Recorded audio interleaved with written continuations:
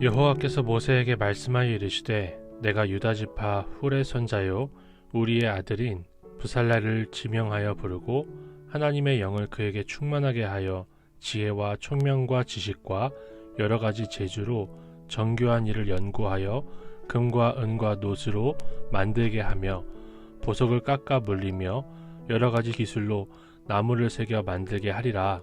내가 또 단지파 아하사막의 아들 오홀리압을 세워 그와 함께하게 하며 지혜로운 마음이 있는 모든 자에게 내가 지혜를 주어 그들이 내가 내게 명령한 것을 다 만들게 할지니 곧 회막과 증거계와 그 위에 속죄소와 회막의 모든 기구와 상과 그 기구와 순금 등장대와 그 모든 기구와 분향단과 번제단과 그 모든 기구와 물두멍과 그 받침과 제사장직을 행할 때 입는 정교하게 짠 의복 곧 제사장 아론의 성의와 그의 아들들의 옷과 관유와 성소의 향기로운 향이라. 무릇 내가 내게 명령한 대로 그들이 만들지니라. 여호와께서 모세에게 말씀하여 이르시되 너는 이스라엘 자손에게 말하여 이르기를 너희는 나의 안식일을 지키라. 이는 나와 너희 사이에 너희 대대의 표징이니 나는 너희를 거룩하게 하는 여호와인 줄 너희가 알게 함이라. 너희는 안식일을 지킬지니 이는 너희에게 거룩한 날이 됨이니라. 그날을 더럽히는 자는 모두 죽일지며 그날에 일하는 자는 모두 그 백성 중에서 그 생명이 끊어지리라. 엿새 동안은 일할 것이나 일곱째 날은 큰 안식일이니 여호와께 거룩한 것이라. 안식일에 일하는 자는 누구든지 반드시 죽일지니라.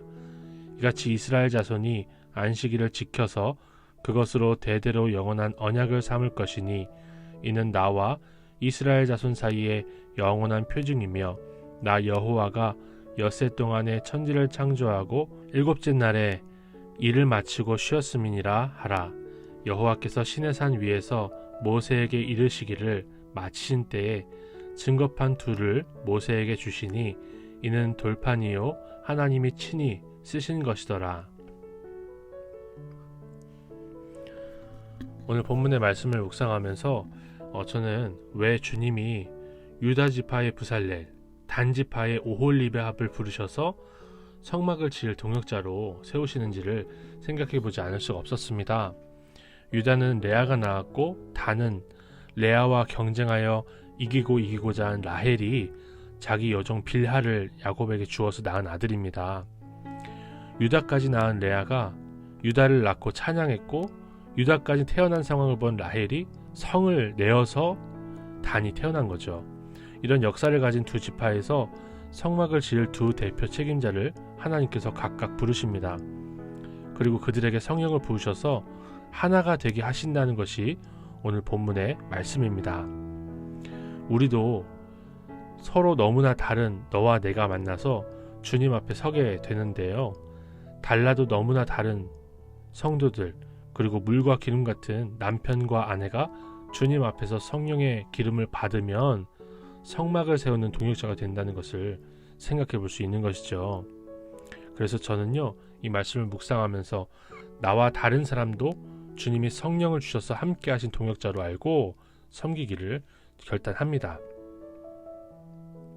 또 저는 왜 하나님은 사역자를 세우시고는 그 다음 바로 단락에 안식일 규례에 대해서 말씀을 하심으로 이 하나님이 보여주신 성막과 또 성막을 지을 사명자에 대한 말씀을 마치실까라는 생각을 해볼 수가 있었습니다. 주님의 성막을 짓는 너무나 중요한 사역의 책임자를 지명하신 하나님은요, 그 중요한 사명도 안식일을 기억하여 해야 된다는 것을 말씀하시는 거죠. 저는 이 말씀을 통해서 거룩한 일에는 거룩한 과정이 반드시 있어야 한다는 것을 적용합니다.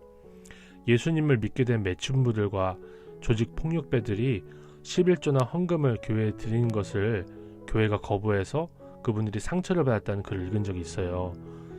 저는 하나님이 마음을 받으셨으니 그 돈으로 그 직업에서 얼른 빠져나오는 것이 헌금보다 귀한 적용이라고 가르쳐야 된다고 생각을 하는데요. 한편으로는 우리가 선한 일을 위해서 적은 악을 용인하는 것에 철저하게 경계해야 된다는 생각을 해볼 수가 있었습니다.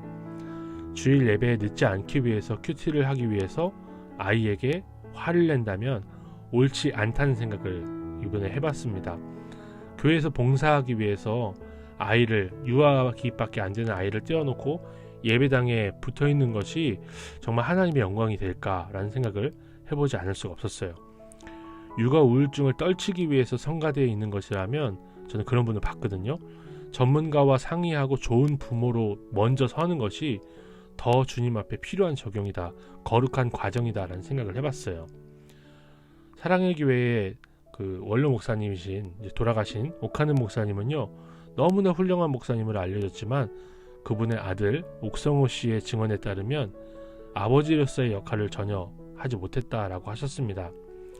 저는 남편이자 아빠로서의 부르심에도 소홀하지 않는, 너무나 중요한 사역을 받았지만 반드시 안식일을 지켜야 되는 것처럼 주님의 말씀 앞에서 정말 부르심 받은 그 자리에서 충성할 수 있는 제가 되기로 결단을 해봅니다. 주님의 일을 하기 위해서 가정을 버리지 않겠다는 게 제가 이 말씀을 묵상하면서 낸 결론입니다. 또 이 말씀을 또 묵상하면서 내가 하는 것 같지만 주님이 하신 일이라는 것을 인정하는 것이 신앙이라는 것을 또 생각해 볼 수 있었어요.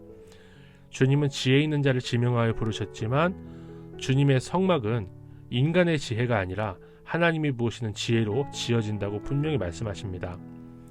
또한 안식일에는 쉬라고 하시는데요. 하나님이 다 이루셨으니 우리도 그 주님의 일하심을 믿고 쉬어야 하는 것이죠. 그러므로 내가 잘해서가 아니라 주님이 다 행하셨다는 것을 고백하는 것이 안식일을 거룩하게 지키는 신앙이라는 것을 생각해 볼 수 있었어요. 그래서 제 적용은 내가 열심으로 감당하지만 주님이 하시지 않으면 아무것도 이룰 수 없다고 고백합니다 라고 적용을 해봤습니다. 제가 열심히 면접을 준비했지만 내일 면접에서 주님의 일하심을 붙들고 떨어져도 붙어도 감사하며 회개하겠습니다. 하나님 아버지, 우리로 너무나 서로 다른 서로를 섬길 수 있게 하시니 감사드립니다. 다르기 때문에 싸우고 다르기 때문에 미워해도 정죄할 수밖에 없어도 우리가 성령께서 함께 하셔서 함께 성막을 지어가는 그런 동역자라는 것을 믿고 주의 성령께서 임하게 하시기를 기도하게 하옵소서. 주님이 맡기신 사역을 위해서 주님의 법을 어기지 말게 하옵소서. 주님이 일하시지 않으면 아무것도 이룰 수 없는 것을 고백하는 우리가 되게 하옵소서.